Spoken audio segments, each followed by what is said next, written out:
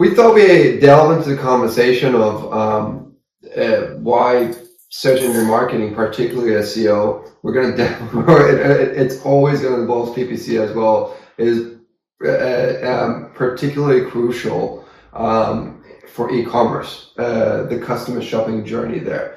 It's important as part of the strategy for lead gen and B2B business as well. But I think for e-commerce, you really can't do without it. It's as required as your images and photography and creatives are. I mean, it's one of the first priorities I think e-commerce owners should be considering very, very seriously and have the discipline in their team. Let's delve into it. Especially New Zealand's market is very, very unique in terms of being quite unique and small. What do you think? Yeah, so I just want to make it very clear in a very small explanation why SEO and PPC important for all e-commerce, especially in New Zealand. Nowadays, that's a final statistic that from Google that more and more people search for your product as opposed to searching for the brands. So you have to be present when somebody searches a product that you are selling on your e-commerce. You have to be present on the first page result, either on a paid section, which is like a top, usually when you're talking about e-commerce is shopping ads, or in the search result, top 10 results. So some of them occupied by search ads, you top 4 maximum, and the rest is the organic results. So it's very crucial that you be present when somebody is searching for the product you're selling. So I'll just provide some background to that. I'm plagiarizing here from Scott Galloway, where he said, look, things are different from the 90s and 2000s now, where what products needed to do to prove competency and quality and add value is spend shit tons of money on marketing. Because someone who has the connections and capital to spend money on branding, TV advertising, and whatever the media was back then, chances are they're probably going to put some effort into making their product at least do half of what they say it's going to do, and not be a one wear, one wash kind of item if we're talking about clothing here. But 2000 onwards, since the search engines came, is that the weapons of diligence changed from people seeing the value of a product from its branding and marketing advertisements to seeing how prevalent and present it is in terms of reachability. Does it come up on search? Do you see it in the shopping section? Do you see it in the organic section below? Because these search engines have become so intelligent and even pick up offline activities, reviews. I mean, there's a bunch of stuff that we noted here.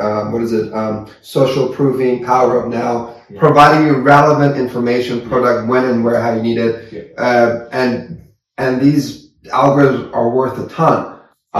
That they are the weapons of diligence. People can trust that what they see on page 1, what they see in the product or shopping section is more or less relatively quite good. That's just why, So you touched the last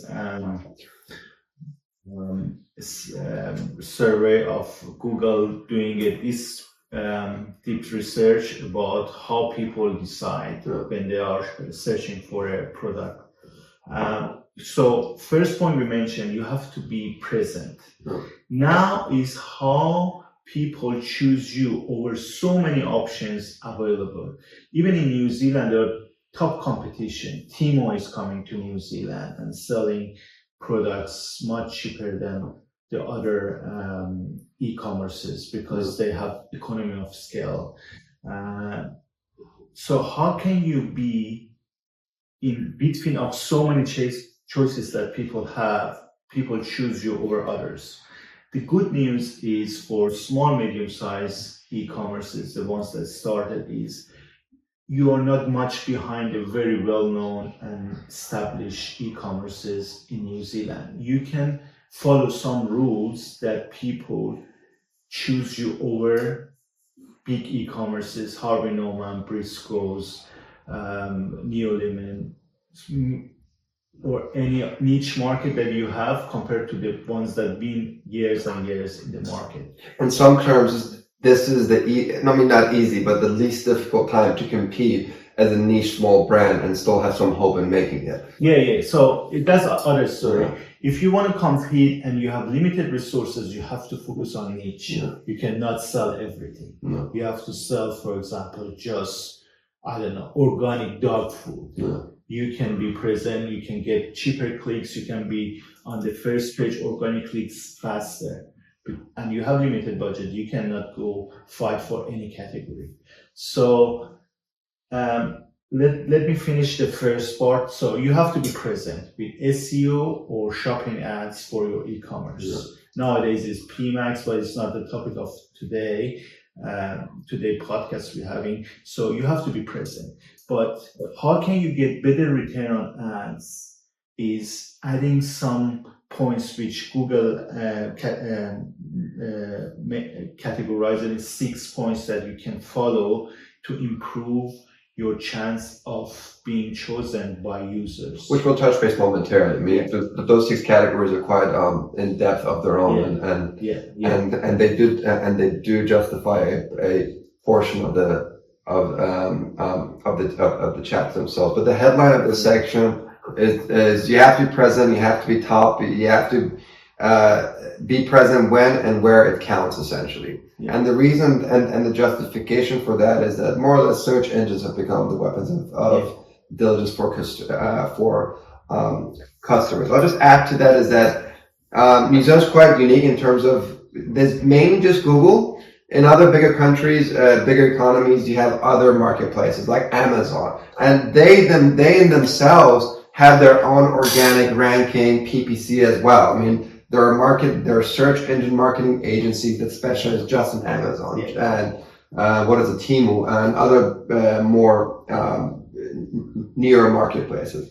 Temu is different because they, I guess they mostly, I don't know if it's marketplace, but you're right. In Amazon, it's a different specialty to be top of the search result in Amazon. Yeah. So essentially, it's an SEM strategy of its own in Amazon and Google. So I think as we progress further on, it will proliferate. Not just are you doing SEO, but where and when are you doing SEO on which platform? Yeah. In New Zealand, it's mainly Google for now, to be honest. Obviously, beyond TradeMe and other places that have been that are now being used as quasi marketplaces, but that's the justification for it. Yeah. Should we go into the 6 biases that influence purchase decisions? So even these 6 biases, even when you're setting up your Google Merchant Center and your shopping ads, helping you to improve your CTR and ROAS. For example, if you can combine the reviews on your website or the products in your Google Merchant Center, it shows on your shopping ads. So people get more informal decision. If there is a product that so many other people write a good review, increase the chance of selling it. Mm-hmm. So that's one thing. So let's just briefly outline. You can briefly outline and talk about each one, explain it quickly. So the first one is category heuristics. Yeah. Second one is power of now. Third one is social proofing, reviews. Pretty much other people just saying your product is good. Scarcity of bias. This thing is running out in 10 seconds. Authority bias. And power of free. This is something that I think New Zealand businesses are, to be honest, very horrible in. They get very, very stingy. Yeah. Shipping costs extra. Just put it on the product price and make it simple. I don't know why it's so hard for e-commerce businesses to get in it. It does really boil my blood. Yeah, it's again a statistic that shows if you add free shipping, you get much more sales, and you can even increase your profit. As you mentioned, you can put that cost on top of your margin, but make it easy. This does have a nerve with me. Yeah. But let's talk. Power of free. We're talking about category heuristics here. Yeah. Category heuristic, which is the short descriptions of key product specification that can simplify purchase decisions. Put your pain points, add value, motivation in one short headline. Don't write an essay, essentially. Yeah, easy explanation of the advantage of that product. Yeah. Like very small, low consumption. I don't know. It's high quality. Blah, blah. I think PP Tech does this really, really well. If you see PP Tech ads on SERPs, search engine page results, is obviously for tech is different. Tech people aren't worried about stresses and motivations and pain points. We're quite nerdy. I'm quite nerdy. We care about specifics. Is it an ARM? Is it an i7? All that stuff. So you see really, really long headlines in PP Tech that may not most likely work for a clothing category, but they essentially put all their main headline tech specifications in their headline. So it's good. Even organically, you can do A/B tests, different description, different title tested, and you see amazing result. We tried in some clients that even changing some headlines, getting much more impressions, CTR. So it's very important to have somebody who helps you writing description and title. So I suppose that's another important point, because where it shows search engine optimization and PPC is very interlinked. This thing is not an exact science. No one knows exactly what headlines work best and what doesn't. Even something that does work best, something else could be working better in 3 months' time. So that's why you're constantly A, B, C, Z, D testing and changing these headlines over time. And it's just it's a process that will never be perfect. Let's move to the second one. Power of now. Yes. So it's timing. Timing is very important. Like we have experienced that closer to Christmas, Timo losing the fight with the local providers because people don't want to risk missing Christmas gifts. So they go to local e-commerces because they want to have a maximum 2-3 days. So it's important. The quickness of your delivery is very important. Sorry, and I guess power of now is like if you have something like a promotion of if you buy it now or buy it by end of the week, you get 10% discount, something like that. This is something that I think in New Zealand, it's e-commerce providers are more or less at the mercy of Post and whoever other couriers they sign with. There are other businesses that are coming in right now that are essentially making their business model to store, warehouse, and distribute goods being sold. But yeah, I think Amazon has made an empire worth close to $1 trillion or hundreds of billions of dollars now, because it's not only the variety of what they offer and the fact that returning stuff is so easy, but the fact that when you buy things, it'll be there in a day or 2 or 3. That power of now, Amazon lives, breathes it every day. It's a bit more hard to do that in New Zealand. But you can differentiate yourself. I know the Post going to do the same, but you can, the processing of the purchase, some e-commerces takes 2-3 days to process it and package it, send it to the, ask for a post to send it to somebody. So you can save that time. So essentially just as e-commerce owner, you may be a bit powerless on this, but always consider, keep it at the forefront of your mind and don't lose sight of it and make sure it's as fast as possible. Because I suppose if Post is slow here, they're slow for everyone. So I suppose, Social proof, I guess we already talked about it. Everybody knows the importance. Reviews. Reviews, even like every time I want to decide about hotel or a product, anything, I read reviews. It's important for me because it's a real feedback from people.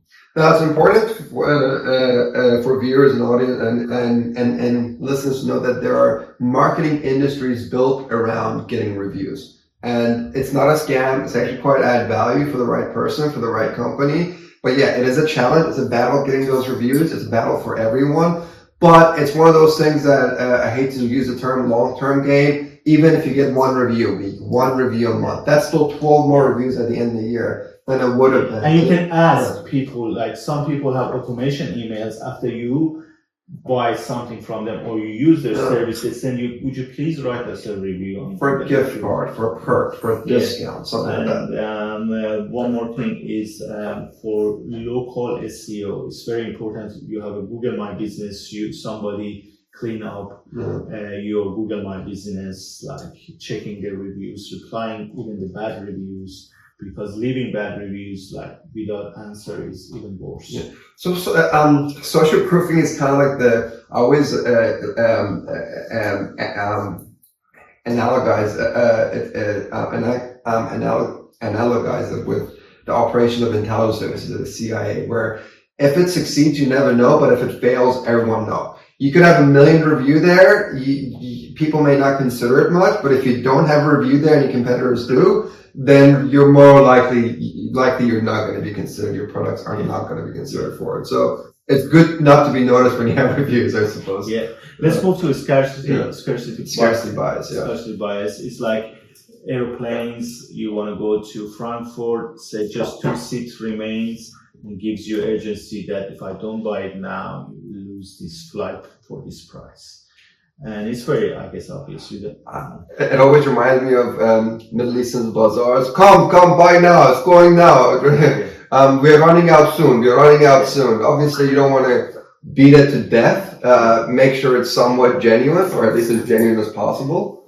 It's important. I want to connect it to something I missed about SEO for e-commerces and PPC for e-commerces. For e-commerces locally in New Zealand, apart from shopping ads, they can have local inventory ads. So you can show the number of remaining products in your brick and mortar shop. Orders, yeah. So you say, okay, I want to have a kettle, buy a kettle. Sometimes you want to go buy a kettle, or like some things like furniture, you want to touch it. So you can say, okay, you show it on shopping ads, and you show the approximity to the closest shop, closest branch. You say 2 miles from here, 2 kilometers from here, we have it in our shop. So it's very important that you use that advantage if you are a local e-commerce. And this touches on the messy customer journey. We are trying to bring order into something that's just not fundamentally linear. People don't act predictably. They act unpredictably. That's why, essentially, in any kind of marketing, we're talking social media marketing here, you just gotta be everywhere. You just gotta be very, very convenient. Whether it's local, you want to drive out to get it, or you want it tomorrow or the day after, just gotta be ubiquitous everywhere. You can't cover everything, but cover as much as you can and expand that reachability over time, essentially. Yeah. Business is never perfect, but you build towards perfection. Authority bias. Yeah, authority bias, again, I want to mention about search engine optimization. If you write a blog post on your e-commerce, like a blog post, how to choose a good kettle. If somebody that been known by Google or in social media that this person is a very good critic of home appliances, that blog post, that landing page get noticed by Google because this person is reliable and have credits in the past. So just define it. Authority bias means being swayed by an expert or trusted source. Pretty much getting a trusted source to say your product is good. Yeah. So that authority bias can be like, obviously, somebody talk about reviews about like LG TV. Yeah. You can use it if somebody talk about you and you're selling your LG TV. You can use that reviews from that well-known person, put it on it. Yeah. But also, I'm talking about if you write a blog post, or if somebody refer in the blog post, like somebody who are hotel reviewers write about your website, it get noticed, and organically also you get ranked. But authority bias here means that you use that authority bias in your landing pages, explaining the advantage of your product, comparison your product with others. I'll just give an example, and no one is above and beyond this. For those of people who are in the tech review circle, Apple released AirPods 3s a few days up. This was last year, sorry. They released AirPods 2. NKBHD, a YouTuber I follow quite a bit who does tech reviews, very, very influential in the area, knows this shit really, really, knows this stuff very, very well. Said he wasn't even going to review it, but Apple sent him a pair of AirPods Pro 2s just so that he reviews it. That's an authority bias. Yes. That is an example of a $1 trillion company still relying on experts swaying customers to buy their product. So if they still engage in this area, all e-commerce owners need to. Yeah. Let's move to power of free. Okay. We mentioned it before, but power of free. I just want to give you example of you can be clever about it. Like we used to manage a PPC strategy of a big e-commerce, and they didn't want to have a free delivery. This is one of the biggest e-commerce in New Zealand. Free delivery. So we asked the owners, like, can we have free return? And they say, yeah, return can be free. Especially for clothes like shoes, you don't want to risk it. Like if you don't go to the shop and you want to buy it online, different brands have different sizes. People buy 2 or 3 just to try different sizes. Even you can mention free return on your shopping ads, and that gives people peace of mind and risk of buying from you. So when you reduce the risk of people purchasing from you, you get a higher chance of people buy from your e-commerce as opposed to somebody else that they don't have free shopping. You have to go through the hassle of sending it back. Yeah, I mean, this is a topic close to my empathy really runs short on this, to be honest. I just don't get why people don't offer free shipment or free returns. Free does not need to mean fully free here. You just add it to the product cost. If something costs $70 and shipment costs $5, just make it $75 essentially. But yeah, I suppose the upside to that is not all people in New Zealand do it. So if you have free returns, or it's at least one more add value potential service you're adding to it. Optimally, I think just make it simple, make everything free there, free returns, and add it to the product cost. But if the owners are being to be honest, tight asses. I'm going to be politically incorrect here, and they're just not just not having it. Yeah, returns would be good. I'm guessing you guys had a good results from that campaign than it would have been otherwise. I think in the last 22 minutes we talk about power. We talk about most of the things important for PPC SEO. Just like all miscellaneous bunch of stuff. Okay. I think it's a good place to finish this. Okay. And then we can expand on other things. If somebody have a comment, question, or feedback, you can leave it for us, and we can. Yeah, let us know. Yeah, we could be wrong on a whole bunch of this stuff. As e-commerce owners, you guys are in the trenches battling this every day. Yeah. Let us know what your opinion and perspectives are, and we'll try to evolve with our audiences. Thanks for listening, everyone. Cheers. Thanks.